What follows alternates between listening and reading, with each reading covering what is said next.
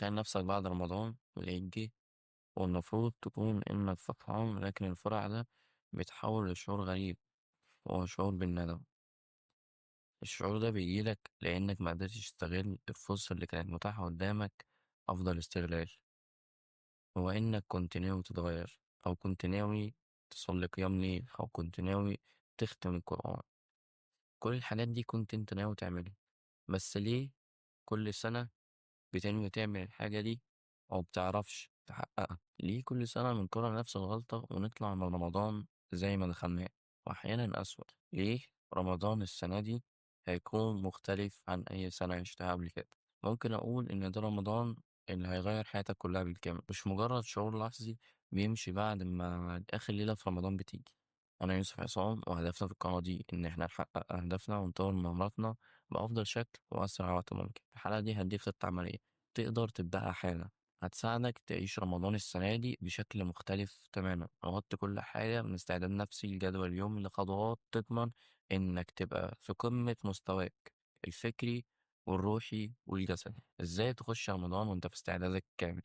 الناس فاكرة رمضان إن هو جوع وعطش، أو هو مجرد حاجة بتخليك تمتنع عن الأكل بس، لكن رمضان حاجة أكبر من كده بكتير. هو حاجة ممكن تخليك تغير حياتك كلها. اسأل نفسك، هو أنا داخل رمضان ده عشان أصوم بس، ولا عايز رمضان يكون محطة تغيير حقيقية؟ حط النية من دلوقتي، لأن النية هي اللي هتحدد أنت هتعيش رمضان إزاي. يبقى أول حاجة حط نية إنك مش داخل رمضان علشان صيامه بس، أنت داخل فعلا تغير حقيقة حياتك.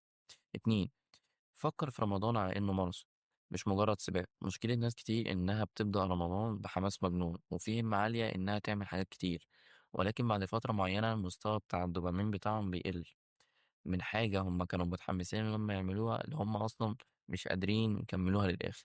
من صلاة التراويح كلها، من كذا ختم القرآن، كذا حاجة هم بيرتبوها، والحماس ده كله بعد أول أسبوع بينفطر لحد ما يجي نص الشهر وتلاقي نفسك رجعت للروتين العادي. الحل كله هو إنك تبدأ بخطة متوازنة، خطة ما يكونش فيها سرعة عالية جدا تحسسك بفقدان الشغف بعد فترة معينة، ولا هدوء يحسسك بإن أنت ما بتأديش حاجة. الفكرة كلها في التوازن ما بين الجدول اليومي بتاعك. طب إزاي تحط الجدول اليومي ده؟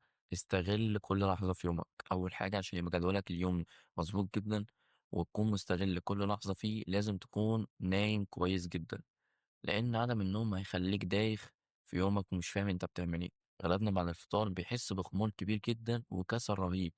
الفكرة وما فيها، اشرب مية تحسسك بالنشاط بعد الفطار وتخليك مكمل على الشغل بتاعك. خلي أكلك متوازن، مش ضروري بعد الفطار تخلص صينية الكنافة كلها. الفكرة وما فيها، ظبط ترمومتر أكلك عشان يومك يتظبط. اتكلمنا عن أهم 3 عناصر في يومك، هو إنك تنام كويس، وإنك تشرب مية كويس، وإنك تاكل كويس. لو عملت توازن ما بين التلاتة دول، صدقني يومك هيبقى مظبوط. لكن ازاي تحط الجدول اليومي بتاعك؟ هو ان العمود الفقري بتاع يومك يكون الصلاة، بمعنى ان الفجر يكون بداية يومك، الظهر نص اليوم، العصر وهكذا الى نهاية اليوم. ابتدي بالفجر، ما تضيعش بداية يومك على السوشيال ميديا، اقعد وظبط وقتك عليه. بس الفكرة كلها ما تبتديش بيها يومك، لأنها بتخلي فيه تشتت كبير في التركيز بتاع يومك، وما بتبقاش عارف الجدول بتاعك ماشي ازاي. فأول صلاة في يومك أو أول ساعة في يومك اللي هي بعد الفجر بتعمل ايه؟ بتبدأ تنظم يومك وتبدأ تقرأ الورد اليومي بتاعك بتاع القرآن. فأول حاجة بعد صلاة الفجر هتنظم يومك، هتشوف الجدول بتاعك ماشي ازاي. دي أول حاجة. تاني حاجة هتقرأ بتاع الورد بتاعك. تالت حاجة أذكار الصباح. بعد كده هتصلي ضحى، وكده يومك انت ظبطته من أول. هتكمل على جدولك، شوف الجدول اليومي بتاعك بيقول ايه لحد الساعة 9، من الساعة 9 لحد الساعة 12. لو انت ما وراكش شغل في الفترة دي نام، لأن الفترة دي هتحس إن أنت خملان فيها وتعبان لأنك ما خدتش كفايتك من النوم في اليوم اللي قبليه، اللي هو قبل الفجر، عشان أنت بتكون صاحي للسحور. فأنت هتنام لحد الظهر لو أنت ما فيش شغل. لكن لو في شغل هتظبط يومك إنك بعد التراويح على طول بتنام.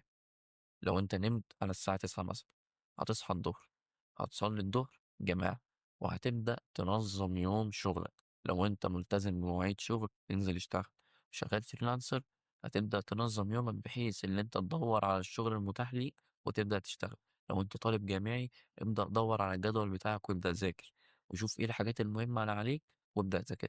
لأن الوقت اللي بعد الضهر ده بيكون فيه بركة رهيبة جدًا، ووقت بيكون مهم جدًا للي حابب يركّز في حاجة معيّنة، هتفضل تشتغل أو تذاكر على حسب أنت يومك ماشي إزاي لحد صلاة العصر. بعد صلاة العصر هتاخد شوية راحة، وهي إنك هتقرأ الورد اليومي بتاعك، وخلّيك عارف إن إحنا عايزين نخرج الشهر ده أقل حاجة ختمتين قرآن بعد صلاة العصر، والورد بتاعك هتبدأ أنت حسيت إن جسمك استريح واستعدت النشاط بتاعك تاني اللي أنت كنت فقدته عشان المذاكرة أو الشغل بتاعك.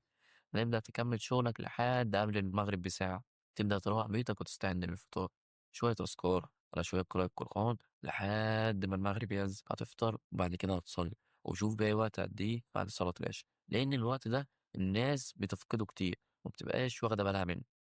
ما يقرب من ساعة أو ساعة ونص.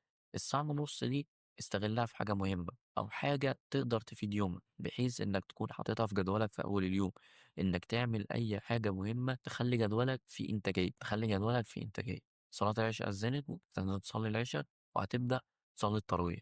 شوف التراويح بتخلص عندك إمتى، ملتزم بمواعيد، ملتزم بمواعيد قبل صلاة التراويح أو بعد صلاة التراويح أديها، ولكن صلاة التراويح بتتصلى في البيت، وهي أصلًا معروف اللي هي بتتصلى في البيت، بس ما تضيّعهاش عليك، لإن صلاة التراويح في الجامع بتشجّعك إن أنت تصليها. بعد ما تأدّي كل الالتزامات اللي عليك في يومك، بعد كل صلاة هتفهم إن الصلاة هي العمود الفقري ليومك. طب بعد ما أصلّي التراويح أنا هاعمل إيه؟ بارجّح إنك بعد ما تخلّص يومك وتخلّص جدولك ما يتعدّاش الساعة 00:00 لإن ببساطة جسمك بيكون فقد تركيز كبير جدًا، وبيكون محتاج النوم، فأنت هتبدأ تنام، تصحى قبل الفجر، أو إنك تتسحّر ويبقى في وقت ما بين الفجر والسحور بتاعك، عشان تقعد تقرأ شوية قرآن، كده أنت يومك مضبّط في صلاتك، وتاني حاجة قارئ فيه قرآن 3 مرات، قبل الفجر وبعد الفجر وفي منتصف اليوم. كده أنت يومك مبني على الصلاة والقرآن، فكده يومك أغلبه بركة وأغلبه تركيز في شغل، وبتاخد وقت الراحة بتاعك وإنك بتقرأ قرآن. هاسيب لك برضه لينك صغير تحت كده، اللينك ده فيه صورة بسيطة جدًا بتوضح لك لو أنت عايز تعمل كذا ختمة في الشهر بتاعك، وإحنا قلنا أقل ختمة بالنسبة لنا هي ختمتين، كده فهمنا أهم محور من محاور الشهر بتاعك في رمضان، هو إنك تكون منظم جدولك في رمضان كويس جدًا. إزاي برضه رمضان يكون نقطة تحول ليّا لو أنا باعمل حاجة مضرة ليّا؟ أولًا العادة السيئة اللي أنت بتعملها دي أو الحاجة اللي حاسس إن هي مضرة عليك دي، حاول تشغلها أو تلهيها بشغل تاني أو حاجة تانية. طب افرض عملتها أو ضريت نفسي بيها، حاول تقرب من ربنا بعد ما تعمل الحاجة دي اللي هي بتضر يومك أو بتقلل إنتاجيتك في يومك، بحيث إنك ترجع على طول للمسار اليومي بتاعك أو ترجع للجدول اللي أنت كنت عامله بعد الفجر اللي إحنا قلناه. ما تبصلهاش بنظرة إن يومك باظ. خلّيك عارف إن كل يوم في رحلة جديدة بتقابلك، وكل ساعة بتقابلك مغامرة جديدة، وكل دقيقة بتكون عارف إن في صعوبة هتقابلك، وكل ثانية تحدي بيواجهك، فخلّيك عارف ومتأكد إن كل ده للهدف الأسمى بالنسبة لك، هو إنك توصل لأحسن صورة منك وأقصى استفادة منك، هو إنك تشتغل على نفسك وما تفكّرش في أي حاجة أو أي صعوبات بتواجهك في يومك. في النهاية رمضان مش مجرد شهر بييجي ويعدّي عليك، لأ هو محطة تغيُّر ممكن تستفاد منها لو أنت ماشي في مسار غلط، أو حابب تغيّر من حياتك، استفاد من العناصر اللي أنا قُلتها لك دي. لو استفدت من الحلقة دي ما تنساش تفيد غيرك بيها، وإنك تدّيها له وتقدّمها له كعربون محبة ليه. وشكرًا ليكم، كل سنة وأنتم طيبين. سلام.